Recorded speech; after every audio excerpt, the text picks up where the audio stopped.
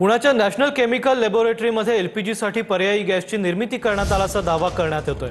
एलपीजीला पर्याय म्हणून डायमिथाइल इथर गॅस सुरू वापर करू शकतो असा दावा आता नॅशनल केमिकल लॅबोरेटरीच्या शास्त्रज्ञांनी केला आहे। शास्त्रज्ञ आणि डॉक्टर तिरुमलावाई राजा यांनी टीमकडून डीएमईची निर्मिती करण्यात आली आहे।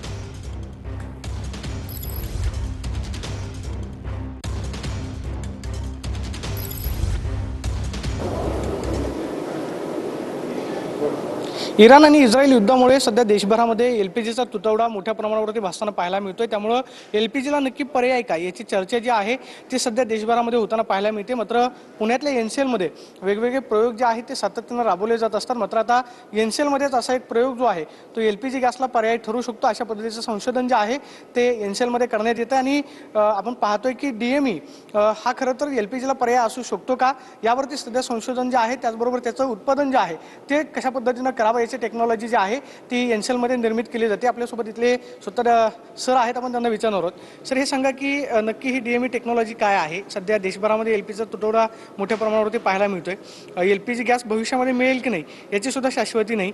अशा परिस्थितीमध्ये डीएमई हा नक्की कसा पर्याय ठरू शकतो? डीएमई हा एलपीजी सारखं इंधन आहे, पहिलं स्वयंपाकाचं इंधन आहे। याला प्रेशराईज केलं तुम्ही 7 बारला, जसं एलपीजीचा सिलेंडर असतो तो 7 बार प्रेशरला असतो।